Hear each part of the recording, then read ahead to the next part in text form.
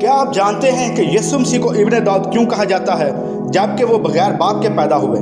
داؤد اور یسوع مسیح کا کیا تعلق ہے جبکہ داؤد تو یسوع مسیح سے تقریباً 1000 سال پہلے بادشاہ تھے؟ پھر کیوں لوگ یسوع مسیح کو ابن داؤد کہہ کر پکارتے ہیں؟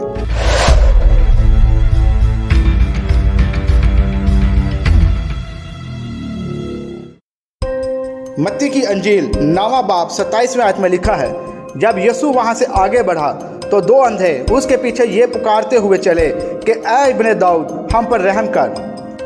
اسی طرح متی 22واں باب اور اس کی 41ویں اور 42ویں آیت میں کچھ یوں لکھا ہے، اور جب فریسی جمع ہوئے تو یسوع نے ان سے یہ پوچھا کہ تم مسیح کے حق میں کیا سمجھتے ہو، وہ کس کا بیٹا ہے؟ انہوں نے اس سے کہا داؤد کا۔ اور متی کی انجیل اس کا پہلا باب اس کی پہلی آیت اس بات کی تصدیق کرتی ہے، یسوع مسیح ابن داؤد ابن ابراہیم کا نسب نامہ۔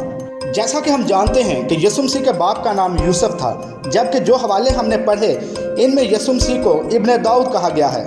کیا کہیں کوئی غلطی ہے؟ اس بات کی حقیقت کو جاننے کے لیے دیکھتے ہیں کہ متی کی انجیل میں 6 بار یسوع مسیح کو ابن داؤد کہا گیا ہے، جبکہ پورے نئے عہد نامے میں 17 ایسی آیات ہیں جن میں یسوع مسیح کو ابن داؤد کہہ کر بلایا گیا ہے۔ ایسا کیسے ہو سکتا ہے؟ کیونکہ داؤد تو یسوع مسیح سے تقریباً 1000 سال پہلے تھے۔ متی کی انجیل اس کا پہلا باب اور اس کی پہلی آیت بتاتی ہے کہ یسوع مسیح داؤد کے گھرانے یا نسل سے تھے۔ دوسرا سیموئیل 7واں باب اور اس کی 12ویں آیت میں لکھا ہے، اور جب تیرے دن پورے ہو جائیں گے اور تو اپنے باپ دادا کے ساتھ سو جائے گا تو میں تیرے بعد تیری نسل کو جو تیرے سلب سے ہوگی کھڑا کر کے اس کی سلطنت کو قائم کروں گا۔ یہ وہ پیشن گوئی ہے جو ہزاروں سال بعد پوری ہوئی جب یسوع مسیح پیدا ہوئے، اور متی کی انجیل میں لکھا نسب نامہ اس بات کی منہ بولتی دلیل ہے۔ یسوع مسیح کو ابن داؤد بلایا جاتا ہے اور یہ یسوع مسیح کے مسیحا ہونے کو ثابت کرتا ہے۔ جیسے داؤد بنی اسرائیل کا سب سے بڑا بادشاہ بنا جس نے اسرائیل کی نگہبانی کی، اسی طرح یسوع مسیح کی بادشاہت ہوگی۔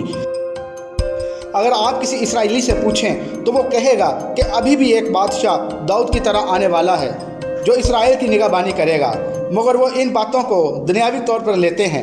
متی 15واں باب اور اس کی 22ویں آیت میں لکھا ہے، اور دیکھو ایک کنعانی عورت ان سرحدوں سے نکلی اور پکار کر کہنے لگی، اے خداوند ابن داؤد مجھ پر رحم کر۔